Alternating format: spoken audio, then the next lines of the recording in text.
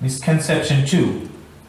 Other says, if differing in the deen is forbidden, what do you say about the difference among the companions and among the Imams after them? Is there any distinction between their differing and that of latter generations? The answer? The answer? Sheikh Al-Albani. So Yes. this is what the followers of Sheikh Al-Albani, after reading his book, they have said to the Sheikh. If the difference in the deen is prohibited, what do you say regarding the difference among the companions and those who Imams after them? Is there any difference between these differences and the differences of the ones who come later? So the Sheikh now he says, yes. Answer? Answer. Yes, there is a big difference between Huge difference. these two examples of differing, which manifests itself in two ways. So the Sheikh now analyze why by two ways. Firstly, in cause, and secondly, in effect. Now, A. As for the differing among the companions, that was unavoidable natural difference of understanding. They did not differ by choice. Other factors of their time contributed to this, necessitating difference of opinion, but these vanished after their era. This type of differing is impossible to totally remove, and such people cannot be blamed in the light of the above mentioned ayat because of the absence of the appropriate conditions, that is, differing on purpose and insisting on it. However, as for the differing found among the muqallideen today, this is no overriding excuse for it. There is no overriding excuse for it. To one of them, the proof from the book and the sunnah is shown, which happens to support a madhab other than his usual one, so he puts the proof aside for no other reason except that it is against his madhab. It is as though his madhab is the original, or it is deen which Muhammad sallallahu alaihi wasallam brought, while the other madhabs are separate deens which have been abrogated. Others take the opposite extreme. okay, before we go the opposite extreme, let me summarize what he said. So he says that the difference among the Sahaba, it was something came up of necessity, because it is natural one. It is to do with the understanding. It is not a choice for them to differ. And also added to this, there are things at their time which had entailed such a difference. Like, for example, that they were far away from each other. Like, for example, one companion heard what the Prophet of Allah ﷺ had said and the other did not hear. So this sort of difference, you could never negate, you could never get rid of it at all completely. And this will never have any criticism because it is natural. Because I did not hear the Prophet of Allah had said this, so I would act upon what I know. But we're talking about this is a totally different from the other differences where the blind followers are upon, where they have no excuse. For verily, the proof came to such a person from the Kitab and the Sunnah, which supports the other madhab, which is not his madhab, but he will not leave his madhab. Why? Because it's opposite to his madhab. He will not leave his madhab, even the hadith and the proof was clear to him. So for him, the madhab is the religion. Whereas the companion, if the proof came to them, straight away, he would abide with that. And that is, we remember, the followers, not just the companions, we talked about Sa'd. If you remember, Ibn Abdul Rahman ibn Auf, he said, I'm going to leave. I'm going to stay with my judgment, because it's based upon the judgment of Rabi'a ibn Abdul Rahman. And the Prophet of Allah saying is different from this. Give me a judgment, the verdict. And he tore it off straight away. So the companions, once they hear the Prophet ﷺ saying something, they're going to be saying, oh, well, I think the Prophet of Allah, maybe he said that something and I'm saying I'm right. They would never say that. Straight away those companions would adhere to the Prophet ﷺ saying. We have no many proofs of that regarding this issue, how the companions, as soon as they hear the Prophet of Allah, إِنَّمَا كَانَ قَوْلَ الْمُؤْمِنِينَ إِذَا دُعُوا إِلَى اللَّهِ وَرَسُولِهِ لِيَحْكُمَ بَيْنَهُمْ أَن يَقُولُوا سَمِعْنَا وَأَطَعْنَا. Straight away, when they hear that Allah says something to judge between them, they would say, سَمِعْنَا. We hear, وَأَطَعْنَا. We obey. Not sami'na, we hear, we're going to try to find something which is different. They don't do that. Whereas the other ones, as I said, they will treat their madhab as to be the deen. And if a hadith comes opposing their madhab and supporting the other madhab, hang on a second. The hadith maybe is not understood in the right way. Let's twist it. It's clear cut. Let's twist it. Why? Because our madhab is the haqq, and whatever comes is batil. That's not right. Go ahead. Others? Others take the opposite extreme. The opposite extreme regarding the madhabs for all their differences as parallel codes of law, as some of their latter adherents explain. There is no harm in a Muslim taking what he likes from them and leaving what he likes, because they are all valid codes of law. It's called flexibility, as they call it. Flexibility. Yeah, it doesn't matter.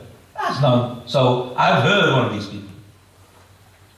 So for example, one day I was invited to a meal, and from now on I will not really accept a meal until I know who is in that invitation.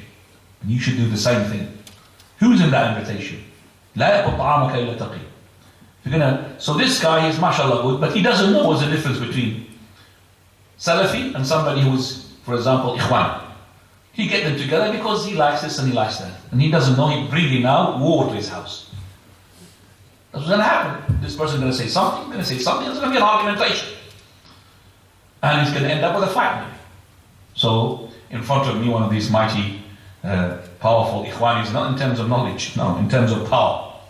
And we're talking about the Sadaqatul Fitr. Sadaqatul Fitr, as we, the people of following the Haqq, we know that the Prophet of Allah at his time, he had money. Did he have gold and silver? Yes. Yet, he said Sadaqatul Fitr is to be food. But those people, depending upon a saying from Abu Hanifa, Wallahi Abu Hanifa was alive, he will not do it. He will not say it. Why? He didn't know. He said, Abu Hanifa, he said, we will make it for the poor people money, because the money is good for them. And it's better for them. SubhanAllah. What is the money going to do if you were going to be paying Sadaqatul Fitr, which is a few pounds, by the way? You know, you're going to give what? 3 pounds, huh? So imagine that you are on your own, 3 pounds. What's 3 pounds going to do to the poor person? Nothing. So this is food. It's to be done food. So Abu Hanifa said, and one of these contemporary scholars of these days, or so-called scholars, who had as well made the people to go for the revulsion, Allahul Musta'an, the blood of so many youth in his neck on the day of resurrection. This person who had said, so, go away, go and fight in such country, go fight in such a country. After he had done the damage, he says, please brothers, collect some money to give to those people who are injured and wounded, and save them and help them, subhanallah. After he put them in the water, kill them, now you are mourning and crying.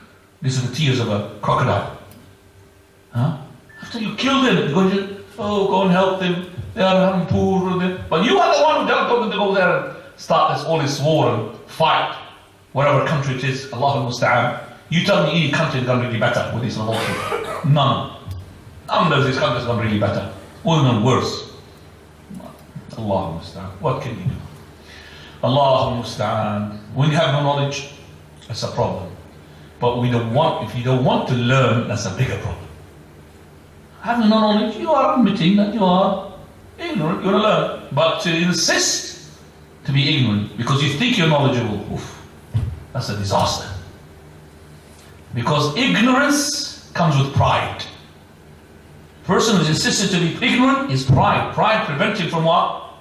Listening to the haqq. Who am I? Who are you to listen to the haqq? I've got BBC. I've got Jazeera. I've got Arabiya. I've got Google and Jeeves and all of those. Who are you? I could listen to anything. Click on the thing. You'll listen to anything. Dumb. You'll be listening to anything. Is this the knowledge if you have to take the knowledge? So, going back. So this person, he wasn't the invitation. We're talking about giving food in there. So he says, no, money is better. What is your proof? Then I said to him, Wallahi, soon is going to be, I'm just saying, soon is going to be, and it's not going to be something which is outrageous or something unbelievable, that they will, instead of in the Eid al-Adha slaughtering the sacrificials, they say, give it what? Money. I'm saying this is something which is hilarious, not going to happen. But soon they're going to say this as well. It's better for the poor to give them what? Instead of a sheep to slaughter all day, yeah? Give them what? Because it's better money. It costs a lot of money, mashallah, sheep. Some of the countries, £200. So instead of give it. So this is something which is something that you would never expect somebody to say. And I was surprised. Yeah, I made fatwa with this as well. I made fatwa. You made fatwa. You go, oh, why did you make fatwa? You're an ignorant man. Yeah, you give them money. No problem. Subhanallah. You give money instead of that. And this person, of course, he was using this called Ikhwani Brotherhood just for the sake of, being voted to get the parliament. That's it. It's for dunya. No, he doesn't care about Ikhwani because Ikhwani, they did not go to the parliament in some of the years. They didn't want to vote because they don't like the system.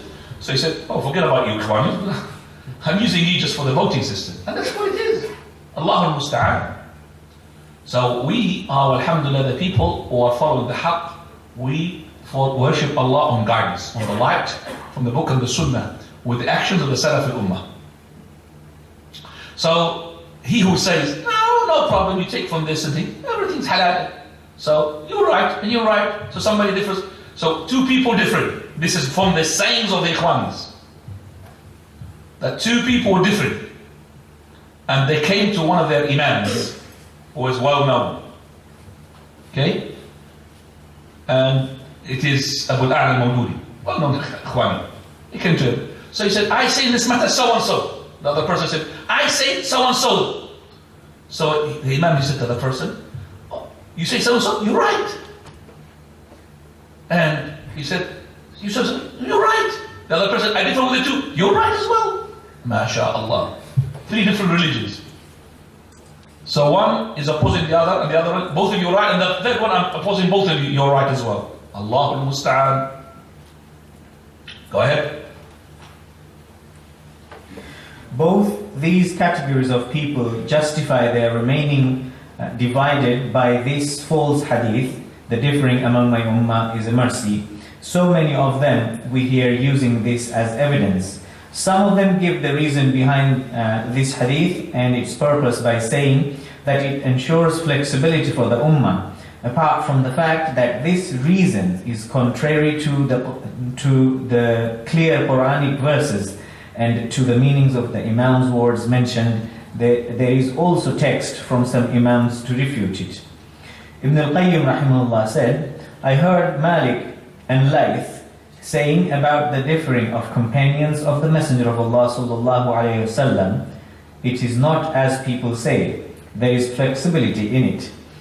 No, it is not like that, but it is a matter of some being mistaken and some being correct.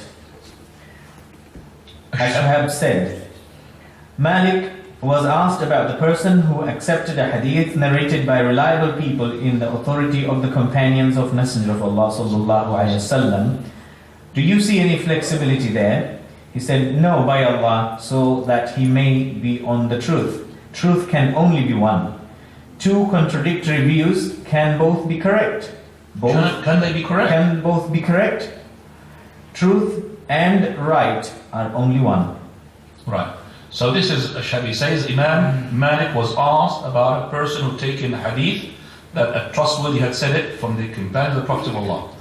And this is, of course, he's saying that it's different from the opinion of which has been said. Is that flexibility? He said, no way it's a flexibility unless it is haqq. Because haqq is only one. How can it be two contradictory sayings to be haqq? Al-haqq wahid. Now, Imam Muzani, a companion of Imam Shafi rahimahullah, said, the companions of the Messenger of Allah sallallahu alaihi wasallam indeed differed, and some of them corrected others. Some scrutinized others' views and found fault with them. If all their views had been correct, they would not have done so. Umar ibn al-Khattab radiallahu anhu became angry at the dispute between Ubay ibn Ka'b and Ibn Mas'ud radiallahu anhum about prayer in a single garment. Ubay said, prayer in one garment is good and fine. Ibn Mas'ud said, that is only if one does not have any clothes. No. Again, Many clothes, sorry. Again, the sacred also. Ibn Mas'ud said, that is only if one does not have many clothes. No, this is not a translation. Ubay, he said that prayer in the one thawb, alhamdulillah, no problem, one thawb, not two pieces, one piece. So Allah Masud, he said, it was the case when the clothes were few. Allah Masud, he said, this was okay when the clothes were what? Few. And there was no clothes at that time. Do you understand me? So this is okay when was إنما كان ذلك وثيابه قليلة. Now.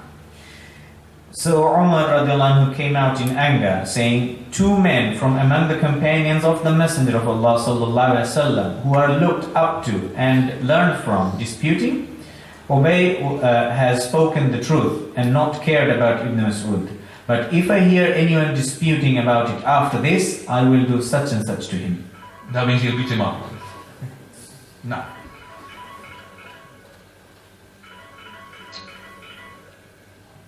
No.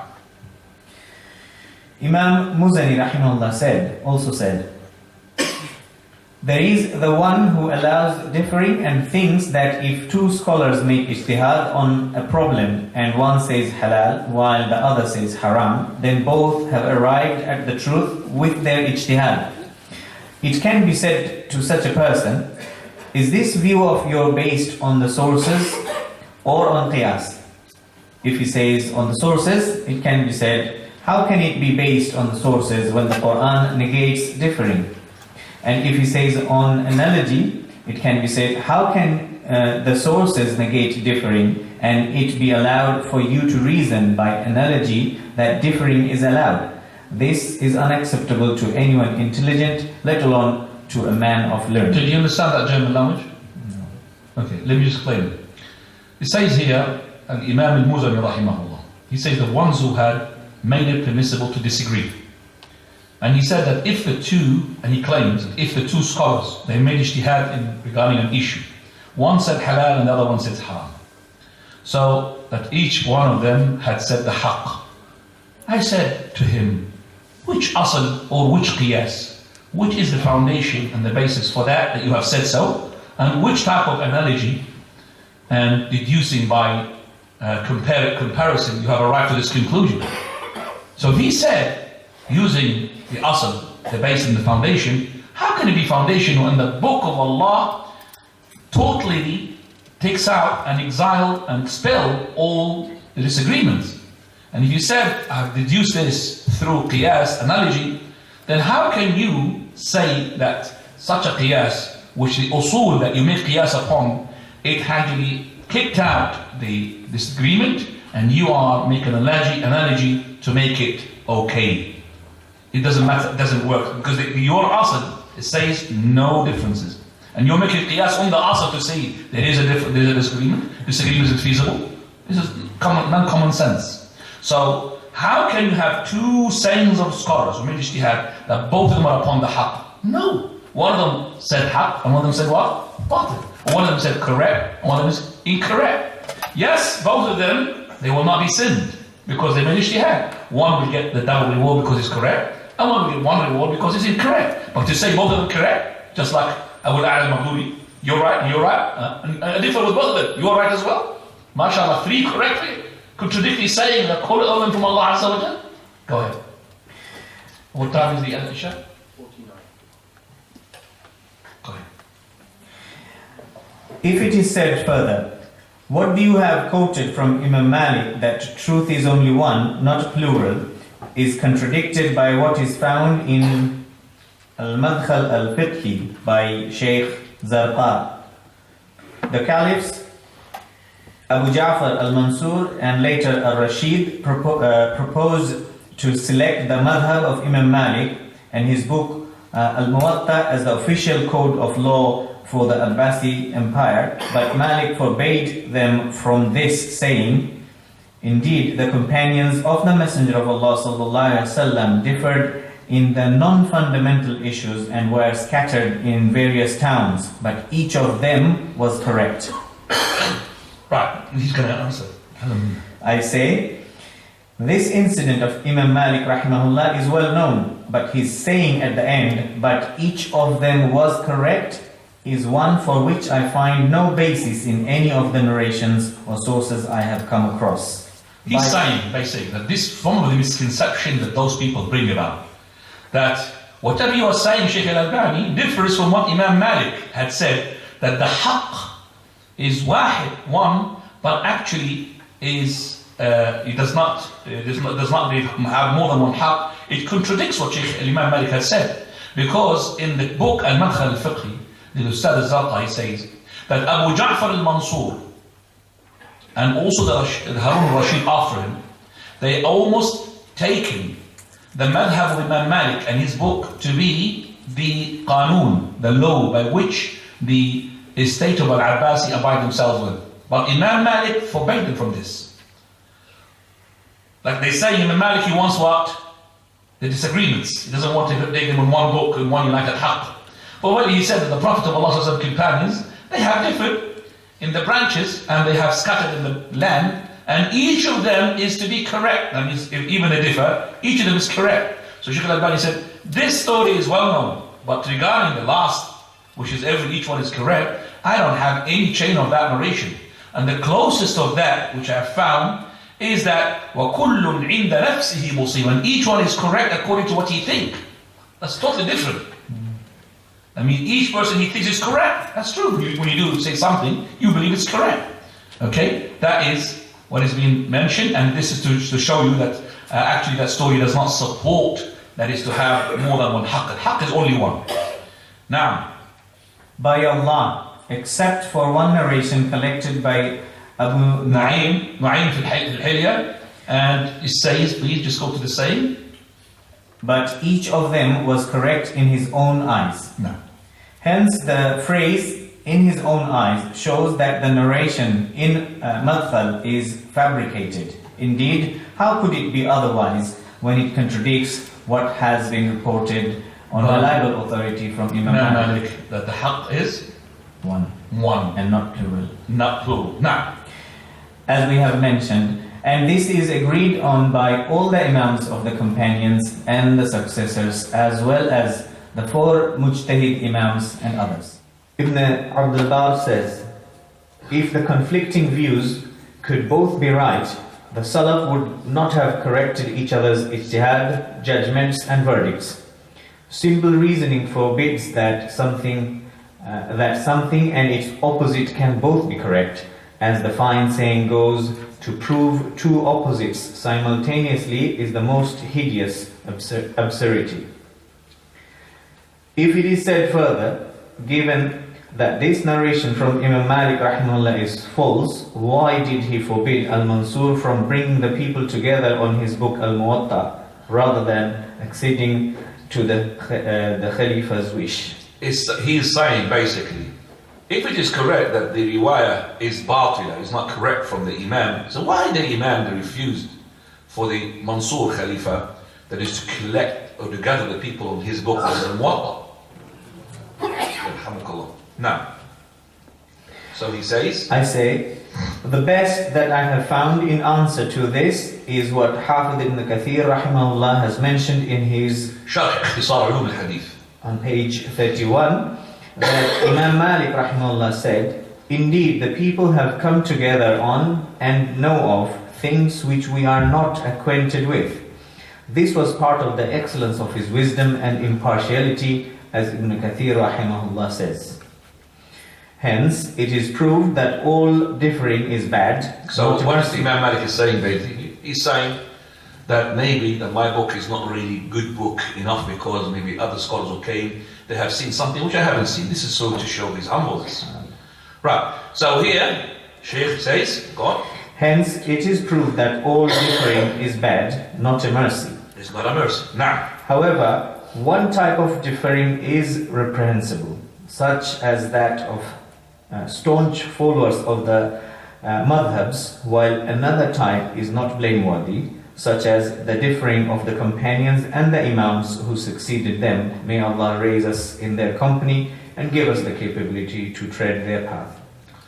gathers us with the companion, of course, because the companions are the highest. So gather us the companions. And the Imams, may Allah gather the companions with us, the Imams and us with the companions, for the best of the companions. Now, therefore it is clear that the differing of the companions was not like that of the muqallideen. Briefly, the companions... So now the cream of the crop. This is the cream of the crop. The companions underline that, the cream of the crop. This is what it is. Companions, this is the answer for that. Now, the companions only differed when it was inevitable, but they used to hate disputes and would avoid them whenever possible. As for the muqallideen, even though it is possible in a great many cases to avoid differing, they do not agree nor strive towards unity. So they don't agree, nor they strive to go up to iron their differences. Now, in fact, they uphold differing. Hence, there is an enormous gulf between these two types of people in their difference of opinion, and this was from the point of view of cause. Remember, we said the Sheikh was tackling that doubtful ideology that has been brought about by two things. He said that is the Sahaba radiallahu anhum's ikhtilaf is different from those people's ikhtilaf, the muqallida, from 2 points. Number one, from the reason, sabab, the cause, and the second one is going to be, which is the effect. Look at the effect of ikhtilaf between those people who are muqallida and the effect that took place of the ikhtilaf, the differences amongst the Sahaba. Now, B. The difference in effect is more obvious. The companions, radiallahu anhum, despite their well-known differing in non-fundamental issues, were extremely careful to preserve outward unity, staying well away from anything which would divide them and split their ranks. For example, there were among them those who approved of saying the basmala loudly in prayer, and those who didn't. There were those who held that raising the hands in prayer was recommended, and those who didn't. There were those who held that touching a woman nullified ablution, and those who didn't. But despite all that, they would all pray together behind one Imam, and none of them would disdain from praying behind an Imam due to difference of opinion. Right. We have 2 examples to give you for that. Example number 1 is the example of Abdullah ibn Mas'ud praying behind Uthman ibn Affan radiallahu anhu in the Hajj. Ibn Affan was a Khalifa, and they were in Mina, and the Salah in Mina is to be Dhuhr and Asr, 2 rak'ah, 2 rak'ah. But Uthman prayed the Dhuhr 4 rak'ah. And Abdullah ibn Mas'ud, he was praying behind, and he prayed 4 rak'ah. He never detached himself from praying behind Khalifa Uthman, even though maybe he knows the opinion of Uthman ibn Affan beforehand. He never stepped aside and said, I'm not going to pray behind him, he's going to pray 4 rak'ah. But he prayed behind him 4 rak'ah. But after that he said, verily, I prayed behind the Prophet ﷺ, and behind Abu Bakr, and behind Umar, and verily, I have prayed 2 rak'ah in that place, in such occasion, in such circumstances. I mean in the Umrah, or the Hajj, sorry, not the Umrah, the Hajj. And that is 2 rak'ah. And I wish that my 4 rak'ah is to be 2 rak'ah. But all khilaf is to be evil. Khilaf, which means results from the ikhtilaf. And we differ in the opinion, but if you're going to make into that difference of opinion, that you split, that is the shar. Because Uthman radiallahu anhu, he believes that this is the 4 rak'ah is only for the person who is traveled. That's what he thought. But this 4 rak'ah became 2 rak'ah because of the ritual, because of the nusuk of the Hajj. So Abdullah ibn Mas'ud, he prayed behind Uthman ibn Affan. Whereas we find those muqallida, they will never pray behind one another. If, for example, and I gave you an example before the last time, to do with touching the women, yes? Did I? Touching the women. If the Imam was a follower of Shafi'i, or the Imam is a follower of Hanafi, and the Shafi'i is behind him, if he saw that Imam of Hanafi touching his wife, he will not pray behind him, because he believes that Imam's prayer is what? Is invalid, because his wudu is invalid. And vice versa as well. If the follower is Hanafi, following an Imam with Shafi'i, and the Shafi'i's Imam, he had some blood coming out, the Hanafi will not pray behind him, because we believe that coming out of the blood is negation, or it will invalidate the wudu. The second example I'm going to give you, the example of Amr ibn al-As radiallahu anhu, when he prayed and he led the companion, and he led them because he was the leader in that expedition, small arm. He led them and he was on janaba and he made tayammum. He did not make ghusl. Okay? He did not make ghusl. The water is there. So none of the companions said, hang on a second, how can we be carried behind you? You're still on sexual defilement, you're on janaba. And you haven't made wudu, you haven't made ghusl, you're making tayammum. But they prayed behind you. But they complained to the Prophet of Allah. They wanted to see is right or wrong. The Prophet ﷺ, he asked them, why? He said, Messenger of Allah, Allah says, وَلَا تَقْتُلُوا أَنفُسَكُمْ إِنَّ اللَّهَ كَانَ بِكُمْ رَحِيمٌ. Don't kill yourselves. Somebody, Allah is merciful to you. And I thought the water is cold. If I wash myself with the water, I'm going to kill myself. And Allah says, don't kill yourself. And that is why I had tayammum. So he smiled, the Prophet ﷺ, alhamdulillah, and it's okay. So the person was scared that something's going to happen to him, he cannot heat the water, so he tried to make tayammum, and that tayammum was good enough for that person, Amr ibn al-As, Sahabi, may Allah be pleased with him, to lead the companions. But none of the companions, like the Muqallida would say, hang on a second, I'm not going to pray behind him. And they prayed behind him. So the result and the effect of such difference, it did not result in the disunity of the people. Go ahead. As for the Muqallidin, their differing is totally opposite, for it has caused Muslims to be divided in the mightiest pillar of faith after the two testifications of faith, none other than Salah, the prayer. They refuse to pray together behind one Imam, arguing that the Imam's prayer is invalid or at least detestable for someone of a different madhab. This we have heard and seen, as others beside us have seen. How can it not be, when nowadays some famous books of madhabs rule such case of invalidity or detestability? Some books of madhab, they said it is disliked or even invalid for a Shafi'i to pray behind a Hanafi, or a Hanafi to pray behind a Shafi'i. Allahu musta'an. Now, the result of this has been that you find 4 mihrab close in the same large congregational mosques in which 4 imams successively lead the prayer, and you find people waiting for their imam while another imam is already standing in prayer. Okay, first of all, mihrab. The mihrab is that little, what do you call it, close? Okay, niche. I don't know what you call it. Call it mihrab. That little thing which is into the wall of the Qibla where the Imam stands in it. I just wanted to make sure that you understand that the mihrab is not from the Sunnah. And the Shaykh al-Albani, when he said that, he doesn't mean that I am saying that the mihrab is from the Sunnah. But unfortunately, so many masajid, they do have this mihrab. Alhamdulillah, our masjid hasn't got it. Do you know why? Because originally it was a synagogue, not a church. It was a church, it will come with a mihrab, packages including the package. No, the church had the mihrab, all of it, and it's been taken from, the mihrab has been taken from the church. And they call it the madabih. Al-madabih, this is the original name of the mihrab, al-madabih. So these are like for rituals, and they think, oh, well, this is in this Quran. كلما دخل عليها زكريا المحراب وجد عندها رزقا. So Imam, if every time Zakaria enters upon Maryam in the mihrab, he will find with her food. قال أن لك هذا. He will say, where is it from? قالت هو من عند الله. It is from Allah Azza wa Jal. So this is mihrab, this is mentioned. We say number one, okay, شرع من قبلنا ليس شرعا. The religion of other people before us is not our religion. So if it's the religion of Ibrahim, or religion of Musa, religion of Isa, may peace and pleasure mother, that's not our religion. That's number one. Number two, this mihrab we're talking about is not the mihrab that is in your head, which is that little thing.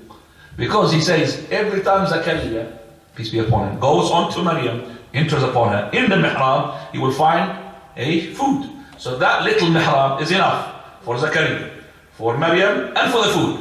That little thing that the people have in the wall is enough for 3 people, or 2 people on food. It's not enough even for 1 person. So what is mihrab meant here in the Quran? the temple. The temple, the ibadah place. It's a room. It's not really a little thing. So that little thing, it is not from the sunnah.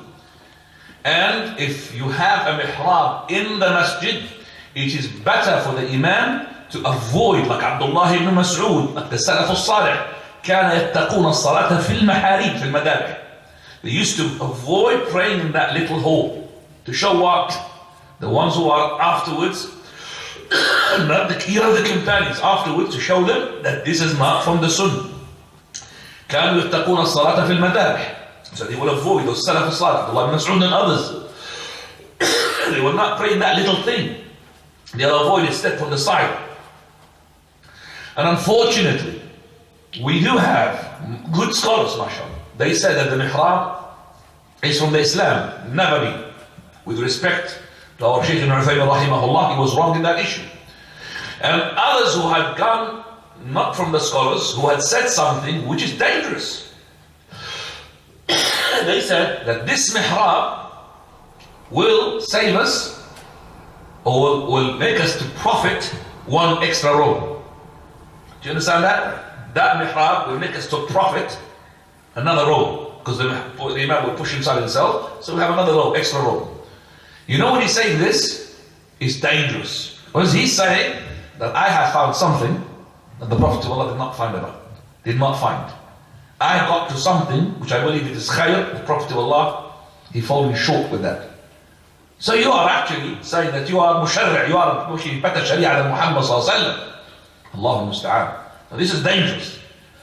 Yes, we understand the other saying, which they said from Islam because of some unauthentic narrations, yes, but to say that it is not authentic, but it is good to put it because it was prophetess or gave us extra line or extra row, that's not right.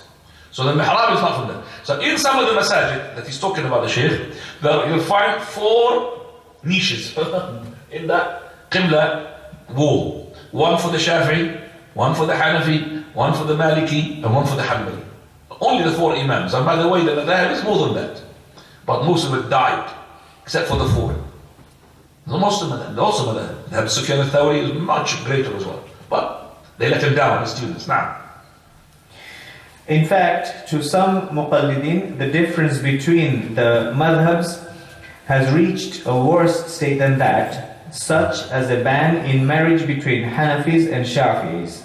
One well-known Hanafi scholar, later nicknamed Mufti al-Thaqalain, the Mufti of humans and jinn, MashaAllah, issued a fatwa allowing a Hanafi man to marry a Shafi'i woman because her position is like that of the people of the book.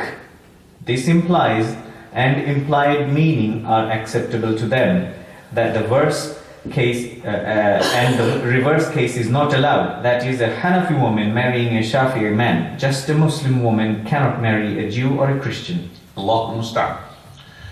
You know, this is one of the examples of the impact of such differences amongst the muqallida. To the extent that they have now different religions. So you find a man called Mufti al-Thaqalain, well-known person. And this person, he gives fatwa because he's so strong, even to jinn, not just to mankind. The jinn comes to him. Why he had made this fatwa? Because it was a dilemma. At that time, can we make the Shafi'iyya woman to be married to the Hanafi man? And can we make the Hanafiyya woman to be married to the Shafi'i man? And the Shafi'iyya woman to the Hanafi? Do you understand that? So either Shafi'iyya woman to a Hanafi man, or Hanafiyya woman to a Shafi'i man. Can we marry that? Can we do that? Why have they done this? It's not to do with the simple difference in the prayers. No. Because it is a split in the Aqeedah. They say, the Ahnaf, that the Shafi'iyya are not Muslims. Because they say, Ana mu'min insha'Allah. I am a believer if Allah wills. And Abu al-Hanafiyya, they say that if you say this, that means you are in doubt. You haven't got certainty onto your iman, is it? If Allah wills. You should say, Ana mu'min. And that's it. So that means the Shafi'iyya kuffar. Because they make in their iman like a shaky, doubtful statement. And actually the Shafi'i are correct. And a mu'min, insha'Allah, and this is istithna, we call it exemption, it is dislinked from the way it is the iman in your heart. You say, I'm a mu'min, if Allah wills. Because if Allah wills, does not will, I'm not going to be mu'min. Only I'm going to be mu'min by the will of permission of Allah. It's not I'm a mu'min by, inshallah, that means maybe, maybe not. It's different. So, the understanding of Hanafiya to the statement of the Shafi'iyya was wrong. Resulted in that the Hanafi said, I'm going to second can't marry from these people. But they could still marry from what? Christian and Jews. The Hanafi man, not proud. He could take marriage from a Christian or a Jew woman. Because Ahl al-Kitab, it's in the Quran, Surah Al-Ma'idah. It's where? So they now in dilemma. What should we do about the Muslims? Well, at least they're better than the Christians and the Jews. So this man now he came, which is the Mufti of the Jinn and mankind. He said, I found your solution. What is it? That we will treat the Shafi'iyya woman as to be from the people of the book. That means we allow the Hanafi man to marry her. He did not say, will not allow the Shafi'i man to marry the Hanafiya woman. He did not talk about that. But that is the implication of this. Because he said, we would treat them as the people of the book. Like a Christian and Jew. So our Hanafi man can marry from the Shafi'i woman, but not the Shafi'i man can never from the Hanafiya woman. Do you understand what I'm talking about? Right. So, can I ask the brothers as well? Who's there with me? Is somebody there? Is somebody putting in the book here? Okay, just take that book. Oh, next to it, please. Come close. Everybody be closer. Everybody closer.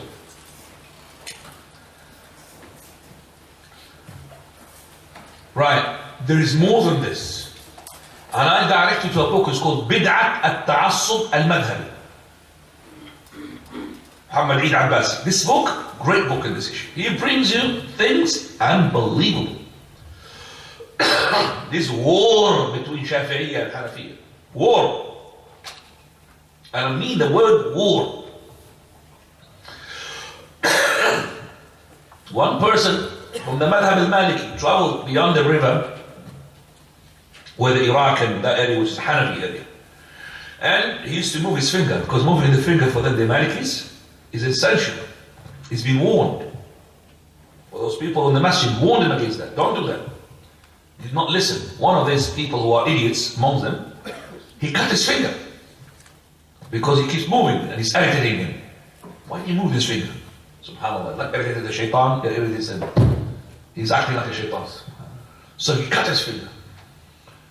And we have sayings from the great Imams of the Hanafis, for example, Al-Balasagoni, one of them, he says, if the sheep were to fall into a well and dies, and if it dies, it's going to get rotten, isn't it? So they say that, okay, what do you need to do? Take the sheep out and you can drink the water. And that sheep, what do you do with it?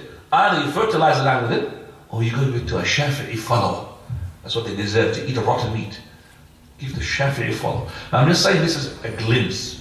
Wallahi, it's a glimpse from the ikhtilaf that resulted between those people to have 4 religions, and I mean it, not 4 madhab, 4 religions.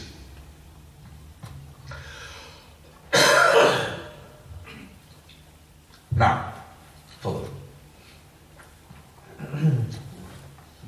What was the name of the book, sir? بعد تعصب محمد عيد عباسي. The author محمد عيد عباسي. These 2 examples out of many are enough to illustrate to anyone intelligent the evil effects of the differing of the later generations and their insistence upon it. And I thought, inshallah, all of you intelligent to know that. Nah. Unlike the differing of the earlier generations of the Salaf, which did not have any adverse effect on the Ummah. Because of this, the latter are exempt from the verses prohibiting division in the deen, unlike the later generations. May Allah guide us all to the straight path. Ameen.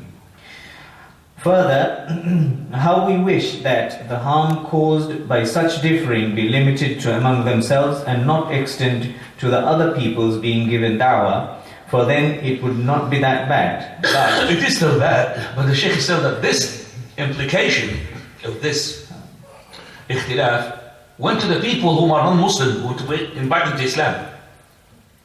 You invite them to Islam, they will ask you, which Islam do you want me to go to? Not to say Shia and Sunnah, Shia. No. In the Sunnah, which one? Shafi'i? Hanafi? Okay. The Hanafis, they believe that when Isa alayhi salam descends down, he would rule by the Hanafi madhab. That's in their books. So if Isa alayhi salam is going to come, he'll abolish all madhab Maliki, madhab Shafi'i, madhab Hanbali, and he will rule by madhab Hanafi. That's what they believe. Allahu al-Musta'an. So they believe Abu Hanifa is infallible, basically. He does not make mistakes, and whatever he says is correct. And let them, I wish that they are courageous enough to stick to everything that Abu Hanifa says. Because they jump from that madhab straight away to make talfiq. And then they would say, for example, regarding the beer out of the wheat. No, that one, that is a assumption, we don't really. But Abu Hanifa says halal, yeah. Beer from the wheat, from the barley. The beer that you find is haram, you call it Abu Hanifa, no problem as long as you don't get drunk. But they don't really bring that about. Okay? So I'm just saying to the brothers that this had resulted in blocking the da'wah from reaching the non-Muslims. When the non-Muslims find that this difference is, hang on a second, they are worse than the Christians, they're worse than the Jews, have split amongst them. Go ahead. But it is so bad, it is so sad when they allow it to reach the non-believers in many areas around the world, and their differing obstructs the entry of people in large numbers into the deen of Allah. The book Dhalam min al-Gharb by Muhammad. Does it say the translation of that name? No. Translation of that name, darkness from the west. Darkness from the west. That means the west, which is the European countries. Darkness, that means darkness. Darkness is to do with something which is not right. It's being narrated to us from that's from that area. And he says here, Ustad al-Fadl Muhammad al-Ghazali, a sheikh, he left it like this, but later on, Muhammad al-Ghazali is not Ustad nor Fadl. In Arabic means not good, because that, he quoted the words, but that person did not stay upon what he had said at the beginning. Now, in that book, Muhammad al-Ghazali, on page 200, it records the following incident. Muhammad Ghazali, by the way, now, before he died, he became adu of the Sunnah, the enemy of the Sunnah. And that is why I ask everybody not to satisfy himself. Alhamdulillah, upon the haqq, always say, Allahumma ya muthabbit al-qulub, thabbit qalbi ala dinik. O Lord, the one who affirms the heart, affirm my heart onto your religion. So we have thabat, hatta al-mamat, to steadfast on the religion until you die. You don't know what's going to happen to you, do you? And lots of people were mashallah like this, and a'udhu billah, they shaved the beard, they left the religion, they left the prayer, they left everything. So don't you ever think that, oh, I'm secure now. No, don't ever think that. Because you don't know what's going to happen to you. You ask Allah to increase your iman. You ask Allah to make you steadfast to the haqq. For this person, وَالْعِيَاذُ بِاللَّهِ, can astray. That person, he used to take the mick out of the sunnah. Muhammad al-Ghazali, later on, after he's done the first books, which are mashallah very good, later on, there was an article which I read myself in the newspaper, and he had a person from the newspaper is having a dialogue with him, and he's asking him,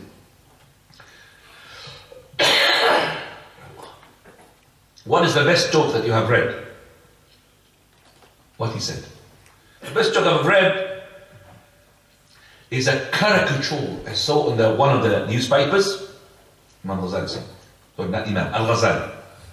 That is having an Imam having a gloves, boxing gloves, and he's trying to straighten up the rows with it. And he's laughing at that. Understand what I mean? I mean those people who are caring about feet to feet, shoulder to shoulder, they go between rows and rows. And those people are scorned. This is istihza' bid-deen, this is kufr. So this made him laugh. I'm not saying he's a kafir. This is dalal. So he's using like this, what is it? Like a boxing gloves, an imam, sheikh, and he's, come on, line up. That's taking the mick, basically, bullying the religion. And this is what the kuffar and munafiqun had done at the time of the Prophet of Allah when he was on his way back from the Battle of Tabuk. Allah said, لا تعتذروا قد كفرتم بعد إيمانكم. Don't apologize. You have disbelieved, because Allah knew what is in their hearts. They were munafiqun, taking the mic. They were saying, oh, look at our reciters, the Quran, they're only good in just filling out the belly. They're called Quran. They're not really about just caring about the food. So they're making what? Istihza' billah wa bi ayatillah wa bi rasulih. They're taking the mic. That's Allah called them kuffar. So this person, also another joke, he says, oh, that a person, people, bunch of people, they call themselves upon the Salaf. They went to a person to go and visit him. They visited him on foot, even he lives miles away, because for them the car is bid'ah. And when they arrived at the house, they did not ring the bell, because the bell is bid'ah. So they start hammering the door with a stick, taking the mic. You understand that? Who says that the bell is a bid'ah and the car is a bid'ah? Allah musta'an. And this man, in his as well, some of the, I'm just warning you against him. By the way, there's two Ghazali. One is called Abu Hamid al-Ghazali, the old man, and Muhammad al-Ghazali. And both of them, they were deviant. But Abu Hamid al-Ghazali is the opposite from Muhammad al-Ghazali. Abu Hamid al-Ghazali started not right, and it was said and claimed that before he died, that he acknowledges what he has done from the wrongs, and he says, I will die upon the Sahih al-Bukhari. Because he had made a book, it's called Ihya Ulum al-Din, the revival of the religion, but the scholars they call it Imadat Ulum al-Din, the death upon the religion. And this book actually, it is second book after Quran for the Sufis. Book number 2. Quran, I need to say maybe book number 1 with the Quran. And Muhammad Ghazali, which is the recent one, hasn't died a long time ago. This is from Egypt. Muhammad Ghazali is from Egypt. This is what I'm talking about. Muhammad Ghazali, not the old, very old one, which is the one before Ibn Taymiyyah and all of that. Talking about the recent one. Muhammad Ghazali also, he said, regarding, for example, the hadith al-Dhubaba, Sahih Bukhari, that if a fly comes into the drink of yours, then immerse it, put it inside, dip it. For only one wing carries the disease and one wing carries the cure. He said, what is this? We're going to be shameful on ourselves, okay, to put this in front of a scientist, and they say this is from the Prophet of Allah. Now, we can't say he's a kafir, because he doesn't believe, even if it's in Sahih Bukhari, this is from the Prophet of Allah. Because if he believes from the Prophet of Allah, he takes the mic, he's kafir. But he said, no, this is not from the Prophet of Allah, even if it's in Sahih what? So because it did not enter his brain, and intellectually he did not really digest it, he said, it's not really to be accepted, and that is why I said he is from the Ilmaniyin. Ilmaniyin means what? Secularists. And the other example as well from the hadith that he did not really well accept, لا يقتل مسلم بكافر. Prophet said that if a Muslim in an Islamic state had killed a non-Muslim, the punishment could be anything, in life imprisonment, whatever, but it cannot be what? Death. Because usually it is the case that the Muslim will not kill the non-Muslims, because he has a code there. So he comes to this hadith, again which is authentic. He says, what are you talking about? If somebody who is nonsense from the Muslims go and kill an engineer from the non-Muslims, I'm not going to kill that person, I will kill him. So again, he is a modernized sort of, calling himself a scholar, of course, modernized scholar. So I'm just warning you against him to start with what he said at the beginning, which was correct. Now, it so happened during a conference held at the University of Princeton in America that one of the speakers raised a question, one which is a favorite of the Orientalists and the attackers of Islam. Favorite question. What is that? Which teachings do the Muslims advance to the world in order to specify the Islam towards which they are inviting? Well, I have heard this with my own ears from one of them. He said, Before we start, to the non-Muslims, before we start, let me make sure that you understand, this is a non-Muslim is saying, that don't you think that Islam is one? Oh no, we have plenty of that. So he put into the mind of the people already, don't you think Islam is just Islam? No. You have Islam Shia, Islam Qadianis, Islam Sunnis, and in the Sunni Islam class A, class B, class C, class D. So already the person is being put off. Now, is it Islamic teachings as understood by the Sunnis, or is it as understood by the Imami or Zaydi Shias? Moreover, all of these are divided further amongst themselves. That means the Sunnis divided among themselves, and the Imam divided themselves, and the Zaydis divided among themselves. Now, and further, some of them believe in limited progression in thought, while others believe obstinately in fixed ideas. Meaning, some of them they are willing to expand, and some of them they are orthodox, stuck to the old thing. Now, the result was that the inviters to Islam left those being invited in confusion, for they were themselves utterly confused. Subhanallah. This is what Ghazali is saying this, that they were in confusion because they are themselves in confusion. Now there's a footnote there, and I say, I now say, this is Sheikh Al-Albani say, now, Muhammad al-Ghazali's recent writings, such as his newly released book entitled As-Sunnah, that is the prophetic Sunnah between the people of Hadith and the people of Fiqh, have confirmed that he himself is one of those inviters to Islam who are themselves utterly confused. So he's talking about the confused before, he's confused himself. Definitely had made that. His writings. Okay, we want you to, inshallah, to finish that on your own, because now I've explained so many things about the Ghazali. So, but there is scholars who have refuted al-Ghazali. Okay, being mentioned there for you to look. All right. So we're going back now to the matter itself. Leave the footnote. Go on. In the preface to Hadiyya al-Sultan, Hadith al-Sultan ila Muslimi bilad al-Yaban. Japan. He says Japan. Yeah, Japan, which is Yaban. By Allama Sultan al-Masumi, rahimahullah, the author says, a query was posed to me by the Muslims from Japan, from the cities of Tokyo and Osaka in the Far East. What is the actual deen of Islam? What is a madhab? Is it necessary for one ennobled by the deen of Islam to adhere? Ennobled by the deen. He became a Muslim. Is it on condition upon him to make himself abided by one of those four madhab? To adhere to one of the four madhabs? That is, should he be a Maliki, Hanafi, Shafi or Hanbali, or is it not necessary? This was because... Does it mention Hanbali there? It does. Okay. No, his mind doesn't mention it. Go on. This was because a major differing, a filthy dispute had occurred here when a number of groups of Japanese intellectuals wanted to enter into the deen of Islam and be ennobled by the nobility of Imam.